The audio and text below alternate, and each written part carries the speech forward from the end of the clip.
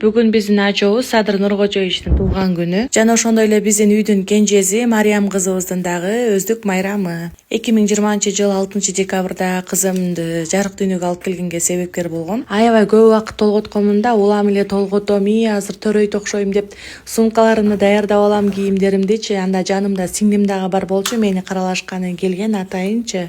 Эми радомго кетели деп атсак эле кайра толгонбосо мынтип жанып кетет да. Кайра бүгүн төрөбөй калдым окшойм дейм. Азыр эстесем аябай эле көп толготуп турмун, ошо бир айдай толготкон окшоймун. Ал эми тортко кайтып келе турган болсок, бардыгын бир табакка салып беребиз. Катары менен видеодо көрүп тургандай эле описанияга дагы жазып коёмун. Жакшылап аралаштырып алабыз. Тегиз аралаштырып туруп, ысып турган духовкада 200 градуста 40-45 мүнөт аралыгында бышырып алабыз. Ар кимдин духовкасы ар кандай, духовканы да карап, өзүңүздөр байкайсыздар. Бисквит бышып чыкканча кремин даярдап алабыз. Вареный сгущенка менен эле сметананы тегиз аралаштырып койсок эле крем дап-даяр.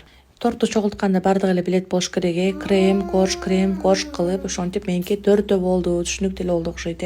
Эң артына да жакшылап кремден берип алабыз дагы. Корждун калдыктарын болсо чоппер менен майдалап алган болчумун, болушунча бардык жерине берип чыгабыз. Бытыйган колдору менен кызым өзүнүн тортун өзү коздоду.